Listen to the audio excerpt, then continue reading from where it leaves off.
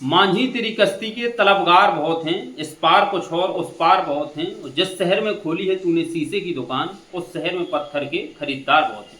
नमस्कार, मैं अनिल कुमार आपका हार्दिक अभिनंदन करता हूं अपने YouTube चैनल इंडियन सेंटर एके सर में। हम कक्षा 10 की भौतिक विज्ञान का पहला अध्याय यानी कि प्रकाश का परावर्तन और अपवर्तन कंप्लीट कर रहे हैं, जिसमें यह हमारा पार्ट 3 है। इसमें हम समझते हैं कि प्रकाश का परावर्तन क्या है। देखो, प्रकाश के परावर्तन को इंग्लिश में बोला जाता है रिफ्लेक्शन ऑफ लाइट। तो ये ध्यान देना, एक होता है रिफ्लेक्शन, एक होता है रिफ्रैक्शन। रिफ्लेक्शन कहां होता है? कहीं चिकनी या पॉलिशदार सतह होती है, जब कोई प्रकाश आता है वापस लौट जाता, मतलब कि आर पार ना हो पाए। जहां पे प्रकाश आर पार ना हो पाए वहां पे 100% रिफ्लेक्शन होगा। यदि आपका प्रकाश आर पार हो जा रहा है तो वहां पे क्या होगा? आपका रिफ्रैक्शन यानी कि अपवर्तन होगा। बचपन में हम जब छोटे छोटे थे तो क्या करते थे, ये आईना लिए रहते थे, शीशा। अब शीशा से सूरज की तरफ किया और सूरज की तरफ करके जब इसमें रोशनी आती है तो कहां कर देते हैं भाई? कोनो के चेहरा में लगा दिया, कोनो के मुंह में लगा दिया, तो ये सब करते थे। तो ये होता क्या था? इससे रिफ्लेक्शन यानी कि परावर्तन होता था। तो परावर्तन कहते कैसे? हम इस थोड़ा सा चित्र से समझ लेते हैं। ये M1 M2 हमारे क्या है? परावर्तक तल है, चिकना तल है। ये AB आने वाली हमारी आपतित किरण है और BC हमारी यहां से टकराकर जाने वाली यानी कि लौट चुकी है, ये परावर्तित किरण है। लिखा है हमने, यहां ध्यान से देख लो आप। जब प्रकाश की आने वाली आपतित किरण परावर्तक तल से टकराकर उसी माध्यम में वापस लौट जाती है तो प्रकाश की यह घटना प्रकाश का परावर्तन कहलाती है। देखो यहां पे थोड़ा समझ लो, लिखा क्या है? जब प्रकाश की आने वाली आपतित किरण, ये क्या है? आपकी आने वाली आपतित किरण है। जब प्रकाश की आने वाली आपतित किरण परावर्तक तल से टकराकर, M1 M2 आपका क्या है? परावर्तक तल, परावर्तक तल से टकराकर उसी माध्यम में वापस लौट जाती है। क्या हो जाती है? उसी माध्यम में वापस लौट जाती है तो प्रकाश की यही घटना प्रकाश का परावर्तन कहलाती है। एक बार और समझेंगे। जब प्रकाश की आने वाली आपतित किरण परावर्तक तल से टकराकर उसी माध्यम में वापस लौट जाती है तो प्रकाश की यह घटना प्रकाश का परावर्तन कहलाती है, यानी कि रिफ्लेक्शन ऑफ लाइट कहलाता है। अब इसकी आ जाती है व्याख्या करने के लिए। जैसे कि आपका 2 नंबर का क्वेश्चन आ रहा है तब उसमें इतना ही लिख देंगे कि जब प्रकाश की आने वाली आपतित किरण परावर्तक तल से टकराकर उसी माध्यम में वापस लौट जाती है तो प्रकाश की यह घटना प्रकाश का परावर्तन कहलाती है। अब कभी कभी आ जाता है आपका 4 नंबर का क्वेश्चन, यानी कि लघु उत्तरी में। तो लघु उत्तरी में लिखने के लिए सबसे पहले हमें इसके साथ करनी पड़ती है उसकी व्याख्या। व्याख्या के साथ थोड़ी 2-3 पॉइंट भी लिखने पड़ते हैं, यानी कि आपतन कोण, इंसिडेंस एंगल, और परावर्तन कोण, रिफ्लेक्शन जो एंगल होता है आपका, इसको भी लिखना पड़ता है। तो व्याख्या कैसे करेंगे? आप केवल ग्राफ से समझेंगे। ये हमारा क्या है? चित्र है। तो व्याख्या करनी कैसी है परावर्तन की? माना, देखो लिखना है आपको, हम बता देते हैं केवल। माना M1 M2 एक परावर्तक तल है। क्या लिखेंगे?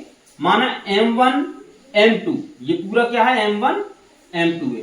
तो M1 M2 एक परावर्तक तल है जिसमें AB, ये क्या है आपकी? AB, जिसमें AB आने वाली आपतित किरण है तथा परावर्तक तल से टकराकर लौटने वाली BC परावर्तित किरण है। आपतित किरण, फिर आगे और लिखेंगे, आपतित किरण परावर्तक तल के जिस बिंदु से टकराती है, आपतित किरण परावर्तक तल के जिस बिंदु से टकराती है वहां पे B एक अभिलंब खींचा गया है। क्या किया गया है? ये क्या है आपका? B एक अविलंब खींचा गया है। अब छोटे छोटे से एक नंबर में क्वेश्चन पूछ लिया जाता है कि आपतन कोण किसे कहते हैं, जो आपका परावर्तन कोण होता है वो किसे कहते हैं, यानी कि इंसिडेंस एंगल क्या होता है, रिफ्लेक्शन एंगल क्या होता है। तो इसको भी इसी पॉइंट में लिख देना है। आप आई बना दें या डायरेक्ट लिख दें कोण आई, यानी कि आपतन कोण। इसको समझ दो, इसी ग्राफ से समझते हैं। आपतित किरण तथा अभिलंब, ये क्या है आपका? देखो लिखा भी हमने अभिलंब। आपतित किरण तथा अभिलंब के बीच बना कोण, ये क्या बना है? आई बना है। आपतित आई से प्रदर्शित होता आई, यानी कि इंसिडेंस एंगल। इंसिडेंस को आई से प्रदर्शित कर दिया हमने, आई से। आपतित किरण तथा अभिलंब के बीच बने कोण को क्या कहते हैं? आपतन कोण कहते हैं। ठीक है, पहला आपका जो था आपतन कोण, आपतित किरण तथा अभिलंब के बीच बना कोण क्या था आपका? आपतन कोण था। अब आपको समझना है आर, यानी कि रिफ्लेक्शन एंगल। तो ये है क्या? ये परावर्तित किरण, ये क्या है आपकी? परावर्तित किरण है। परावर्तित किरण तथा अभिलंब, ये क्या है आपका? अभिलंब। तो परावर्तित किरण तथा अभिलंब के बीच बना कोण आपका क्या कहलाता है? परावर्तन कोण। दूसरा पॉइंट आपका परावर्तन कोण भी हो गया। यहां पे एक चीज आप विशेष ध्यान देंगे, कोण आई यानी कि कोण आर कैसा होता है, एक दूसरे के बराबर रहता है, सदैव बराबर रहता है। तो हमने लिख भी दिया है कि आपतन कोण का मान सदैव परावर्तन कोण के कैसे होता है, बराबर। आप लिखते जाए, हम केवल बताते जाएंगे। आपतन कोण आई का मान सदैव परावर्तन कोण आर के कैसा होता है, बराबर होता है। ये हो गई हमारे 4 नंबर का क्वेश्चन, यानी कि परावर्तन किसे कहते हैं उसकी व्याख्या कीजिए। तो सबसे पहले हम परावर्तन की डेफिनेशन लिखेंगे, उसका चित्र बनाएंगे, चित्र बनाने के बाद उसकी व्याख्या करेंगे, व्याख्या करने के बाद 3 पॉइंट ये लिखेंगे। आई कोण आई लिख देंगे उसका कि आपतित किरण तथा विलंब के बीच बना कोण आपतन कोण कहलाता है। इसके बाद हम कोण आर यानी कि रिफ्लेक्शन एंगल लिख देंगे कि परावर्तित किरण तथा अविलंब के बीच बना कोण परावर्तन कोण कहलाता है। फिर इसके बाद तीसरा पॉइंट आप इसी में लिख देंगे व्याख्या में कि आपतन कोण का मान सदैव परावर्तन कोण के कैसे होता है, बराबर होता है। अब इसके होते हैं परावर्तन के नियम, जो ये लिखना बहुत जरूरी हो जाता है। परावर्तन के नियम के बिना कुछ होता ही नहीं है। परावर्तन यदि आपसे पूछा गया है तो उसके नियम जरूर लिख देंगे। तो परावर्तन के केवल 2 नियम होते हैं। नियम क्या है, ग्राफ से ही समझ लेंगे।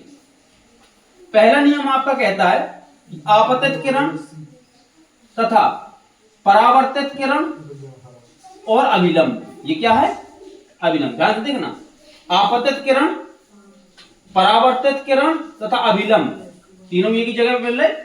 आपतित किरण, परावर्तित किरण तथा अभिलंब एक ही बिंदु पर मिलते हैं। पहला पॉइंट हो गया आपका। नियम नंबर आपका दूसरा था कि आपतन कोण का मान परावर्तन कोण के सदैव कैसे होता है, बराबर होता है। आपतन कोण का मान परावर्तन कोण के सदैव कैसे होता है, बराबर होता है। ये परावर्तन का आपका दूसरा नियम था। देखो वीडियो हम बना रहे हैं केवल छोटा सा, ज्यादा बड़ा वीडियो हम पता है आप देखते हो नहीं, इतनी मेहरबानी तो आप करते नहीं कि बड़ा वीडियो देख लें। तो वीडियो हमारे छोटे छोटे रहेंगे। अब इसके बाद जो अगला वीडियो आएगा उसमें हम अपवर्तन को समझा देंगे, अपवर्तन के नियम बता देंगे, अपवर्तन कितने प्रकार का होता है वो प्रकार बता देंगे। तो आज के लिए बस इतना ही रहना देते हैं। आप वीडियो को लाइक शेयर जरूर कर दिया करो ताकि भैया वीडियो आपके दोस्तों के पास भी पहुंच जाए। तो आज के लिए बस इतना ही, धन्यवाद।